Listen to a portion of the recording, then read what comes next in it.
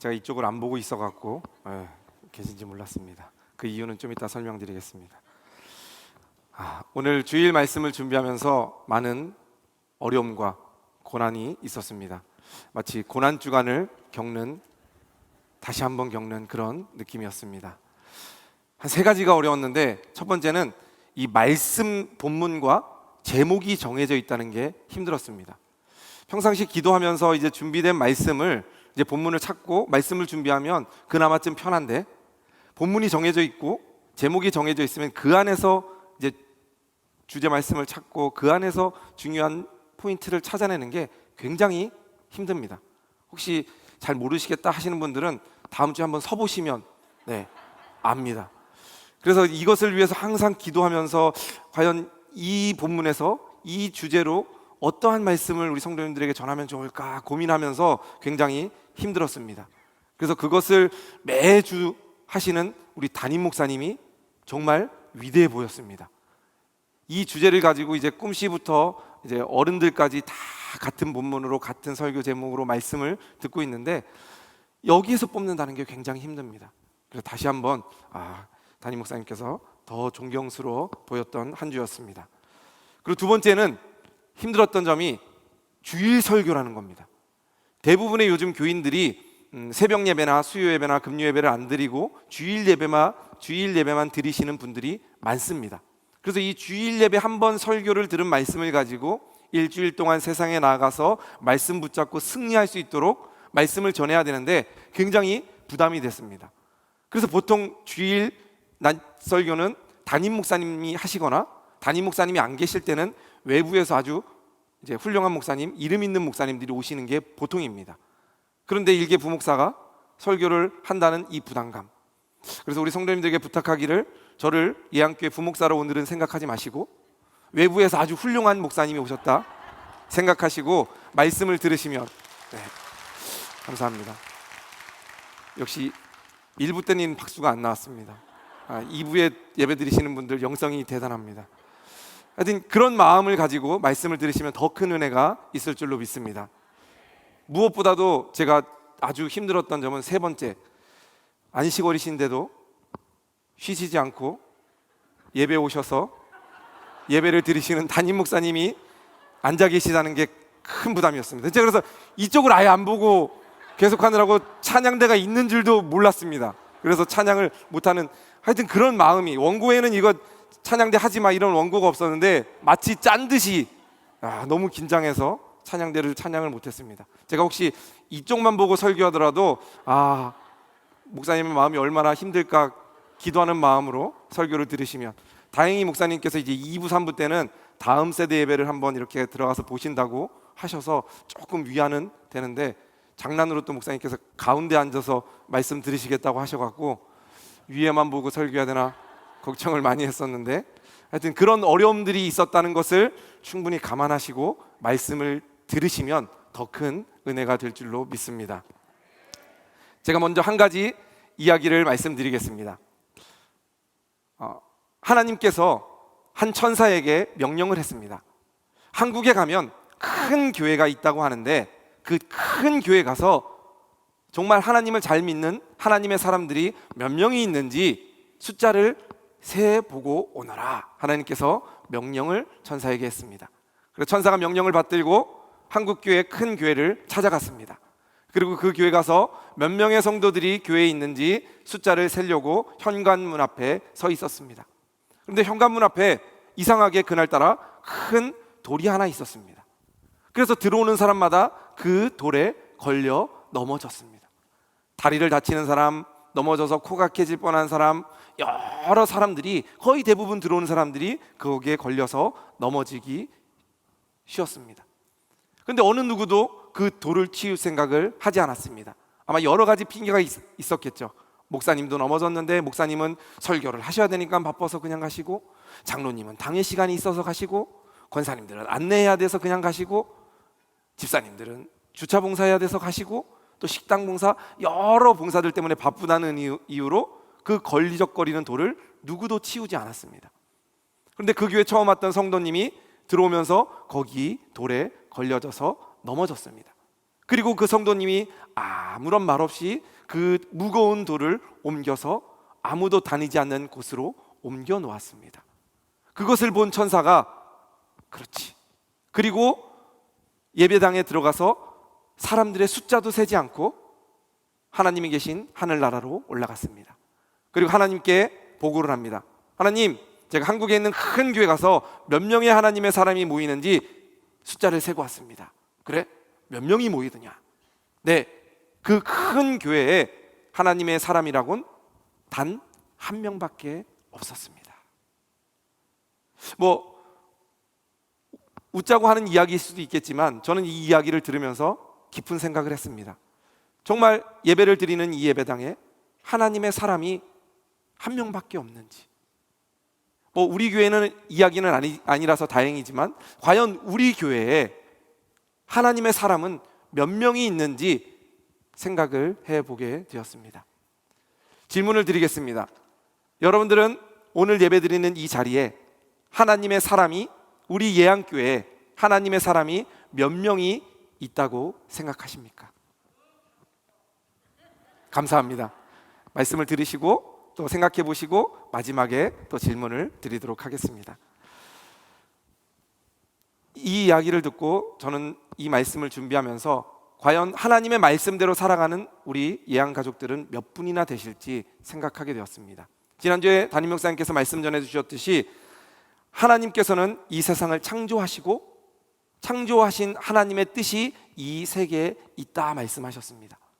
이 세계를 창조하시고 사람을 하나님의 형상대로 지으시고 보시기에 좋았더라 말씀하시면서 우리들에게 명령을 주셨습니다. 세상을 생육하고 번성하여 충만하고 다스리라 하나님께서 말씀하셨습니다. 그리고 그 창조하신 세계를 다스리는, 잘 가꾸는 것이 우리의 사명이다 말씀하셨습니다. 그런데 과연 하나님의 사람들인 우리가 이 하나님의 명령을 받들고 이 창조의 세계를 잘 보존하며 살아가고 있는지 오늘 말씀을 들으며 한번 생각해 보았으면 좋겠습니다. 그래서 오늘 말씀의 제목이 생태계 속에 나타난 하나님의 뜻입니다. 과연 창조하시고 이 생태계 안에 하나님께서 원하시는 뜻이 무엇인지를 우리가 깨닫고 하나님의 말씀대로 살아가는 우리 성도들 되기를 주님의 이름으로 축복드립니다. 오늘 본문의 말씀에 보면 하나님께서 창조하신 이 세계, 이 생태계에 고난이 있다라고 말씀합니다. 오늘 읽었던 18절 말씀 상반절에 보면 생각하건대 현재의 고난은 장차 우리에게 나타날 영광과 비교할 수 없도다 말씀하시면서 현재의 고난이 있다 말씀합니다. 저는 이것을 생태계가 아파하고 힘들어하는 것이라고 생각했습니다. 또 22절 말씀에 보면 피조물이 다 이제까지 함께 탄식하며 함께 고통을 겪고 있는 것을 우리가 아느니라. 피조물이 탄식하고 고통을 겪고 있다 이야기합니다. 그러면서 생각되는 것들이 지구온난화 문제, 또 식수의 문제, 또 쓰레기의 문제, 또 에너지 자원의 문제, 여러 가지 환경적인 생태계적인 문제들을 떠올렸습니다. 그리고 우리가 지금 이 시대에 겪고 있는 가장 큰 문제인 코로나19도 이러한 환경의 문제, 생태계의 문제 때문에 비롯됐다라고 생각하였습니다. 우리가 잘 알듯이 코로나19는 굉장히 무서운 질병입니다.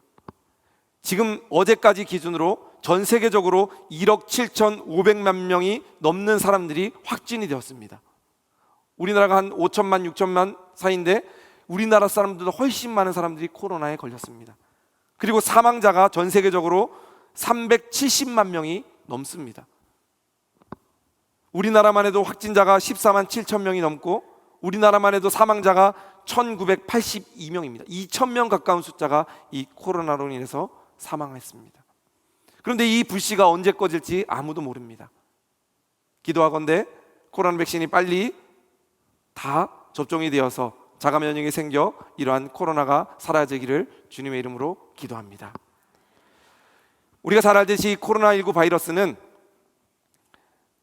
왕관처럼 이 돌기가 생겼다고 해서 코로나라고 이야기합니다. 라틴어로 코로나가 왕관입니다. 그리고 이 코로나로 인해서 이제 19년도 2019년도에 생겼다 해서 코로나19라고 이야기합니다. 여기 나타나고 있는 코로나19, 메르스, 조류독감, 뭐 햄버거병, 광견병, 뭐 신종플루, 여기에 나타나는 모든 병들이 다 사람과 사람 사이에서 처음에 생긴 질병이 아니라 동물에게서 전염된 병이라는 데 공통점이 있습니다.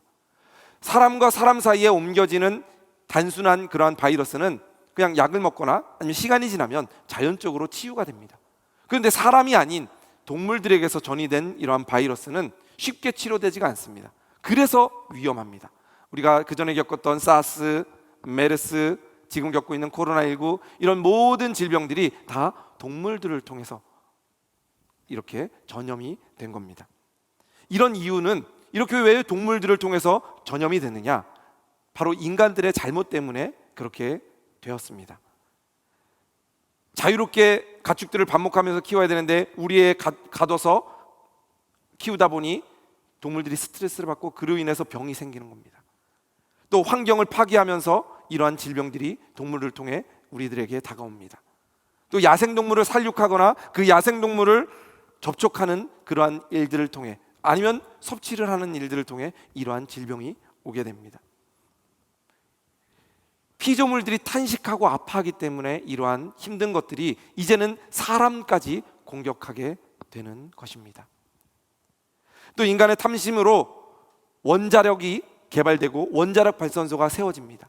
처음에는 청정에너지다라고 선포하며 많은 나라들이 세웠지만 이로 인해서 지진이나 자연재해를 통해서 해일이나 이런 것들을 통해서 원자력이 파괴되며 많은 어려움을 겪게 됩니다. 우리가 잘 알듯이 체르노빌 또 후쿠시마 원전, 그런 것들이 바로 이러한 위험성입니다. 이걸 통해서 사람들이 죽어가고 이걸 통해서 기형아가 생기고 많은 어려움들이 지금 겪고 있습니다.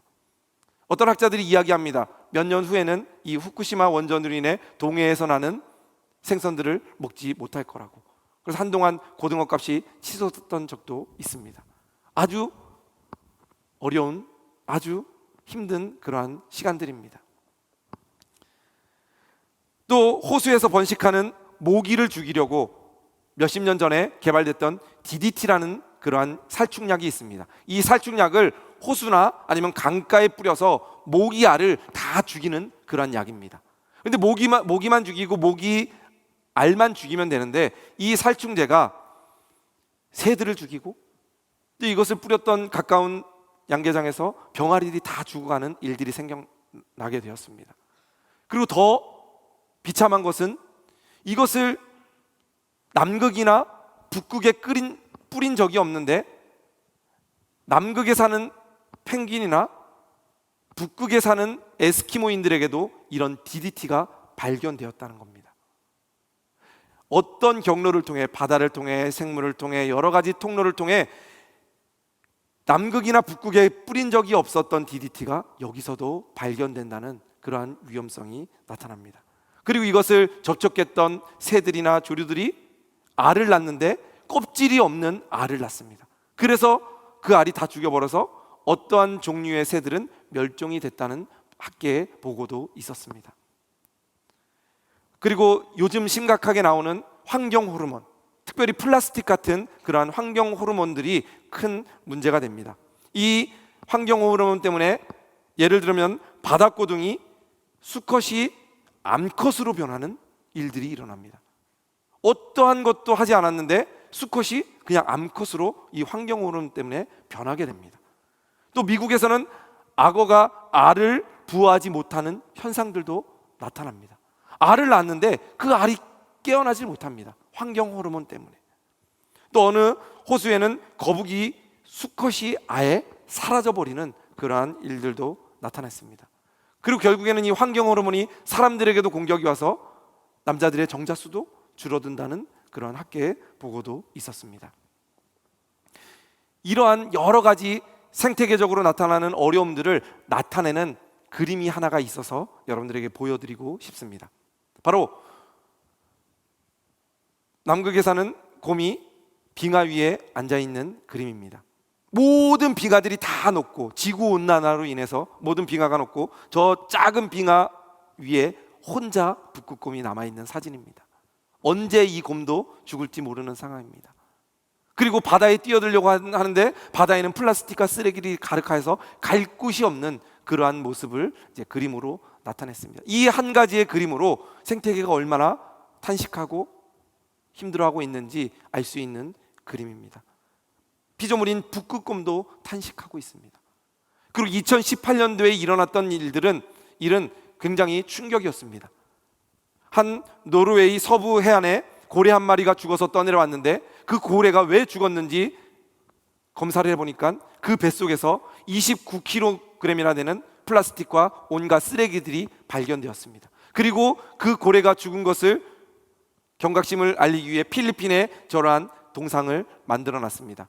고래를 만들어 놓고 그 안에 쓰레기를 가득 넣어 놓고 얼마 있으면 모든 고래들이 죽을 것이다 라는 경각심을 일깨워 주는 사진입니다.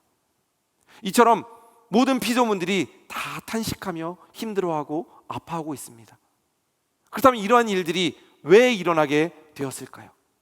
원인을 먼저 살펴봐야 합니다. 그 원인을 오늘 말씀에서는 21절에 이야기하고 있습니다. 오늘 본문 말씀 21절 말씀입니다. 같이 있습니다. 그 바라는 것은 피조물도 썩어짐의 종노릇한 데서 해방되어 하나님의 자녀들의 영광의 자유에 이르는 것이니라. 이 말씀에 보면 피조물도 썩어짐의 종노릇 때문에 이러한 것들이 나타난다 이야기합니다. 썩어짐의 종노릇이란 죄를 짓는 겁니다. 지난주에 말씀드렸던 것처럼 하나님께서 창조의 세계를 만드시고 보시기에 좋았더라 말씀하시고 사람을 만들어 주셨습니다. 그리고 그 사람을 만드시고 하나님께서 명령해 주셨습니다. 너희들은 내가 만든 이 창조의 세계를 잘 지키고 생육하고 번성하고 충만하고 다스려라. 하나님께서 명령을 주셨습니다. 그리고 한 가지 더 명령 주신 것이 모든 것은 다 누리되 선악과는 먹지 말아라. 그런데 아담과 하와가 죄를 짓고 그 선악과를 따먹게 됩니다. 하나님의 명령을 어기게 됩니다. 그로 인해서 아담과 하와가 에덴 동산에서 쫓겨나게 됩니다. 저주를 받습니다. 그리고 그때 사람만 저주받은 것이 아니라 땅도 함께 저주를 받습니다. 죄로 인해서 종노릇하는 그 죄성 때문에 이러한 아픔이 생겨나게 되었습니다.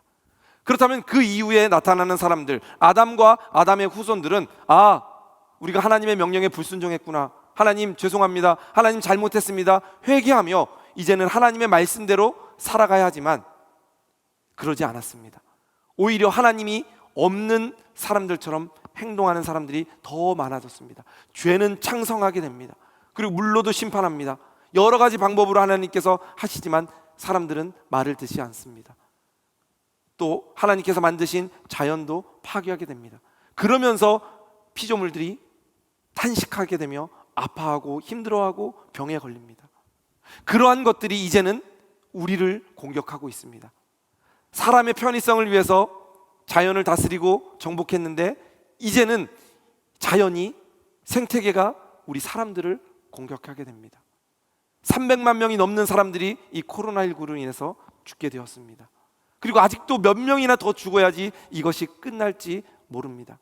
사람의 죄 때문에 이러한 것이 생겨나게 되었습니다.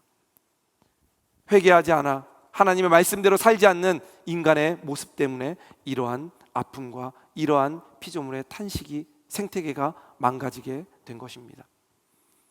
이러한 현실 속에서 그렇다면 과연 이 생태계 가운데 하나님께서 우리에게 말씀하시는 말씀이 무엇이고 하나님의 뜻이 무엇인지를 우리가 깨닫고 하나님의 말씀대로 살아가야 됩니다.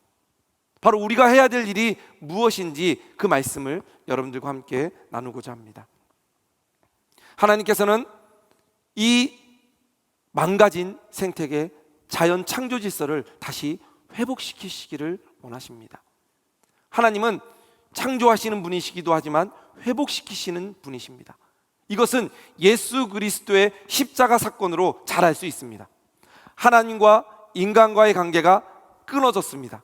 그래서 사람은 죽을 수밖에 없고 지옥으로 갈 수밖에 없었습니다. 그러나 하나님께서는 하나님과 인간과의 끊어진 관계를 예수 그리스도라는 한 하나님의 아들을 통해 회복시켜 주셨습니다. 그리고 예수 그리스도가 십자가에서 죽으심으로 우리가 구원을 받게 되고 이제는 하나님의 자녀로 살아갈 수 있게 되었습니다. 이것이 바로 하나님께서 회복시키시는 영이십니다. 이러한 일들을 우리에게도 요구하십니다. 하나님께서는 예수 그리스도를 통해 우리를 구원해 주셨지만 이제는 우리가, 하나님의 자녀들인 우리가 이 창조 세계를 회복시키는 일을 해야 됩니다. 이 말씀이 바로 오늘 본문 말씀인 19절과 21절 말씀에 나와 있습니다. 19절 말씀에 보면 피조물이 고대하는 바는 하나님의 아들들이 나타나는 것이니, 하나님의 아들이 나타나기를 하나님께서는 소망하고 있습니다. 그리고 21절 말씀에 그 바라는 것은 피조물도 썩어짐의 종노릇한 데서 해방되어 하나님의 자녀들의 영광의 자유에 이르는 것이니라. 하나님의 자녀들이 일어나 회복시키기를 원하고 계십니다. 이 창조 질서를 회복하고 이 아파하는 피조물들을 구원할 일들은 바로 하나님의 자녀들인, 하나님의 아들들인 우리가 해야 될 일일 줄로 믿습니다. 바로 하나님의 뜻이 거기에 있습니다. 창조 질서를 회복하는 일, 피조물들을 다시 살리는 일, 그 일들을 하나님의 자녀들인 우리가 해야 될 줄로 믿습니다. 그것이 바로 창조의 세계를 맡겨주신 하나님의 뜻이고, 우리가 그것을 다스리는 하나님의 명령에 순종하는 길입니다. 이것을 깨닫지 못하고 하나님의 명령대로 더 이상 살지 않는 계속된 삶을 산다면 언제 이 생태계가, 이 피조물들이 우리를 공격해 올지 모릅니다. 그렇다면 우리가 실천할 수 있는 일들이 무엇이 있는지, 개인적인 일, 교회적인 일들을 한번 여러분들에게 말씀드리려고 합니다. 바로 하나님의 자녀들인 우리가 개인적으로 할 수 있는 일들은 일회용품을 최소화하는 일입니다. 그래서 종이컵 대신 텀블러를 사용하고 장 볼 때 비닐봉지 대신 장바구니를 사용하는 일들입니다. 또 쓰레기 분리와 재활용을 생활해야 합니다. 그래서 쓰레기 분리할 때 제대로 분리하고, 요즘 페트병 사용한 다음에 옆에 비닐봉지는 떼고 따로 분리하는 일들. 또 재활용, 나에게는 필요가 없지만 다른 사람에는 꼭 필요한 일들을 나눠 쓰는, 재활용하는 일들을 많이 해야 됩니다. 그리고 음식물 쓰레기를 줄여야 됩니다. 먹을 만큼만 음식을 하고, 또 음식점에 가서는 먹을 만큼만 담아서 먹고 하는 음식물 쓰레기를 줄이는 일들을 해야 됩니다. 또 안 쓰는 물건들은 나누어 줘야 됩니다. 저희가 옛날에 어렸을 때, 아이들이 어렸을 때는 아이들이 금방 크니까 옷이 빨리빨리 바뀝니다. 그러면 어떤 집사님이 미안한 마음으로 목사님, 제가 돈은 없어서 사드리지 못하고 우리 아이가 입었던 옷 있는데 모아서 드려도 될까요? 그럼 저는 굉장히 기분 좋게 얼마든지 주셔도 좋습니다. 지금 저희 아이들이 고3 초등학교 6학년입니다. 물려줄 옷은 없겠지만 혹시라도 우리 씨샘싹 아이들 있는 부모님들이라면 서로 작은 아이들에게 나누어 주고 이렇게 재활용하는, 나눠 쓰는 일들을 하였으면 좋겠습니다. 그리고 혹시 큰 마트 가서 물건을 많이 샀다면 성도들에게도 하나씩 나누어 주는 일들을 해도 좋겠습니다. 그리고 꼭 필요한 물건만 사는 겁니다. 그래서 TV를 볼 때 될 수 있으면 7번 사이 8번은 건너뛰시고 꼭 필요한 물건은 검색하셔서 사시는 일들. 보통 분들 보면 드라마 끝나고 채널 넘기다가 잠깐 멈추는 분들이 계셔요. 그 순간에 필요 없는 것이지만 충동 구매가 나서 사는 분들이 있습니다. 홈쇼핑에서 사장님이 나오시면 안 좋아하시겠지만 하여튼 꼭 필요한 물건은 사지만 필요 없는 물건, 과소비 같은 것은 하지 않으면 좋겠습니다.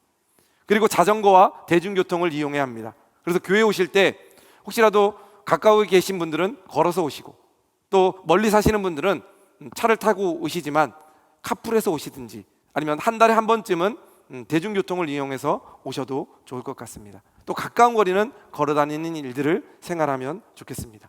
또 전기와 물을 아껴 써야 합니다. 그래야지 에너지도 절약되고 환경도 살리게 됩니다. 그렇다면 이제 교회에서, 하나님의 자녀들이 모인 이 교회에서 할 수 있는 일들이 무엇이 있을까요? 저는 이것을 2021년 우리 특수야 특밤 시즌 5에 했던 예수님과 함께 걷는 40일에 했던 그러한 행사들을 계속 진행하면 좋겠습니다. 그때 정말 예수님과 함께 걷는 40일을 지냈습니다. 그리고 하나님의 목적에 맞는 삶을 살기 위해 말씀을 들으며 열심히 살았습니다. 그것도 좋았지만 또 한 주 한 주간 교회에서 지정해주는 그러한 일들이 있었습니다. 예를 들면 일회용품 사용을 하지 맙시다. 플라스틱 사용을 줄입시다. 또 소비를 멈춥시다. 또 전기 사용을 줄입시다. 탄소 금식을 합시다. 또 고기 금식을 합시다. 일주일 단위로 할 수 있는 일들을 제안하고 같이 동참하는 일들을 했습니다. 그래서 교회에서도 그 기간 안에 PT병을 비닐봉지를 떼고 분리할 수 있도록 쓰레기통을 다시 준비했고요. 그 다음에 고기 먹지 않기 위해서 될 수 있으면 신방할 때 육류보다는 채소 위주로 식단을 준비할 수 있도록 안내를 해서 식사도 했습니다. 또 교회 행정실에 이야기했는데 우산꽂이 교회 들어올 때 물이 줄줄줄줄 흐르는 것을 비닐봉지에 이렇게 넣어서 오는데 그거 대신 요즘 친환경 이렇게 쓱 지나가면 물이 빠지는 그러한 것을 비치하면 좋겠다 건의를 했습니다. 될지 안 될지는 행정실에서 결정할 일이지만 저는 건의를 했습니다. 그러한 일들을 우리 교회에서도 하면 좋겠습니다. 그래서 1년에 한 번씩은 환경주의를 선택해놓고 보통 교회들이 6월 첫 주를 정해놓고 환경주의를 합니다. 우리 교회도 1년에 한 번 정해놓고 그 기간 안에 다시 한번 경각심을 일으키고 환경을 살리는 일들을 또 교회 주변에 있는 쓰레기들을 줍는 일들도 정기적으로 하면 좋겠습니다. 한 3달 전에 교역자들과 우리 예청에서 같이 협력하여서 쓰레기를 줍는 일이 있었는데 요 주변에 1시간 정도만 쓰레기를 주었는데 한 1톤 트럭 가량의 쓰레기가 나왔습니다. 굉장히 많은 쓰레기가 나오는 것을 보고 놀랐습니다. 우리 주변에, 우리 교회 주변에 이렇게 쓰레기가 많다니.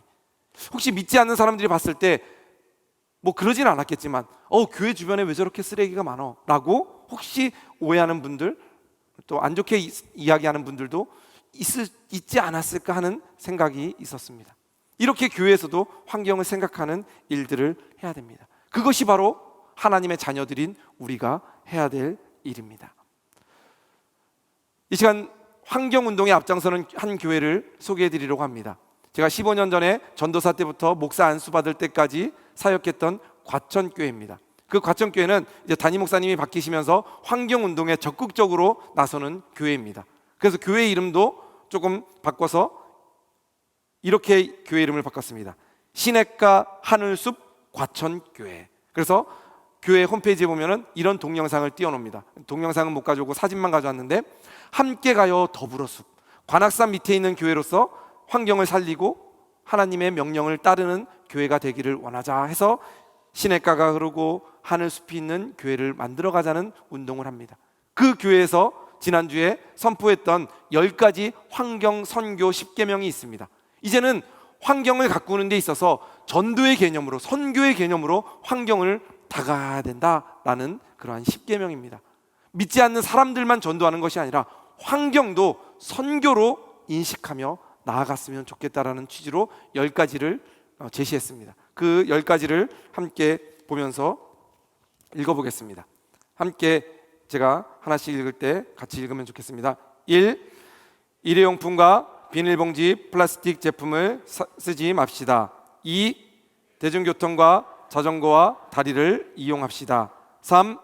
천연세제 사용을 늘리고 합성제세 과다 사용을 삼갑시다. 4. 중고용품과 재생제품과 친환경 제품을 사용합시다. 5. 물과 전기와 물자를 아끼며 에너지와 자원을 오용하지 맙시다. 6. 육식과 패스트푸드를 절제하며 음식 낭비를 하지 맙시다. 7. 7일에 안식하신 창조주 하나님을 예배하며 주의를 지킵시다. 8. 소비 광고에 한눈을, 과소비에 영혼을 팔지 맙시다. 9. 작고 느리고 단순하고 불편한 것을 추구합시다. 10. 가난한 이웃과 함께 십자가 사랑을 나눕시다.